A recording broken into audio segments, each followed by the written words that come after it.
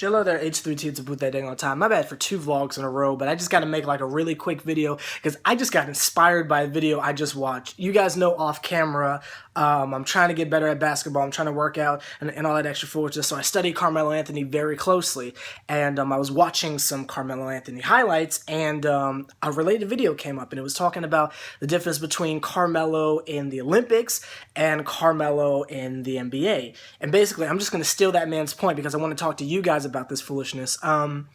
Carmelo Anthony is a beast in the Olympics, and why that is because, and we've had a bunch of conversations about this summer, is all Carmelo has to do is get open and hit a shot. He doesn't have to do the ISO stuff. He doesn't have to do any of that foolishness. He just has to be open for 3 and hit the shot. He might drive occasionally because the other people can't guard him one-on-one, but that's just because Carmelo's on some catch-and-shoot type foolishness. And the reason why that is Carmelo Anthony is never the best player on the Olympics. Like, even this year, where the talent is extremely barren, but you've got Kevin Durant and Kyrie Irving, which overall are better players than Carmelo Anthony. I'm not saying that to be a hater, because you guys know I love Carmelo, and I absolutely love the Knicks, but let's just keep that all the way 1,000. So Carmelo is the 3rd scoring option, which means while people are trying to triple team Kevin Durant, you know you can't leave Klay Thompson open for 3. That means Carmelo Anthony is standing there wide open, passing the ball, buckets, right?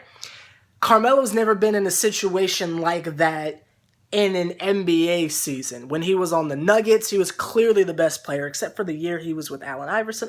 Allen Iverson was on the down spiral, so I guess Carmelo Anthony was still the best player, but specifically with the Knicks, since this is a Knicks video, with the exception of Stat and I guess KP, there hasn't been anyone else who, you know, we've been able to pass to other than Carmelo to get a guaranteed point.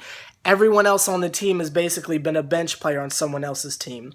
Aaron Aflalo, Raymond Felton, we could go on for hours. So this year is going to be different, and I think this year the key to our success is going to be Carmelo Anthony, but not because the dude's been doing the stuff he normally does, not because of the ISO plays, not because he's going to get 40 points and carry us on our back, but because we've got people to distract the defense. Think about this for a quick second. My bad, my arm is killing me, right?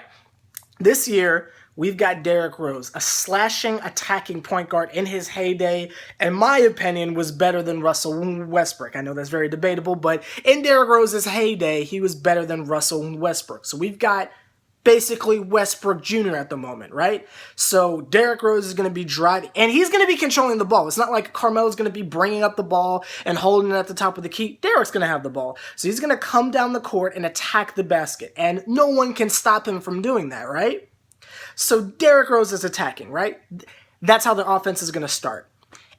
Derrick has 2 options. Take it over to the hole, or he could pass it over to the left. KP is going to be waiting for the 3. They're going to try to double Porzingis. Porzingis is going to pass it over to his right. And at the top of the key, it's going to be Courtney Lee standing there, ready to shoot the 3. They're going to try and double team him, right? So when that happens, you have a few other options you can do. You could you could just pass the ball in to Joakim Noah, who's going to be standing right under the basket, who we know is going to finish, or give it to Carmelo Anthony in the corner. Think about what I just said, right?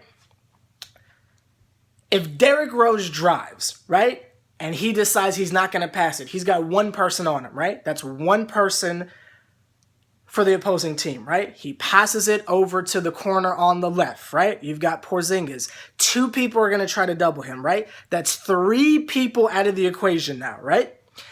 Porzingis is going to pass it over to the top of the key, right? That's going to go over to Courtney Lee. 2 more people are going to double Courtney Lee, right?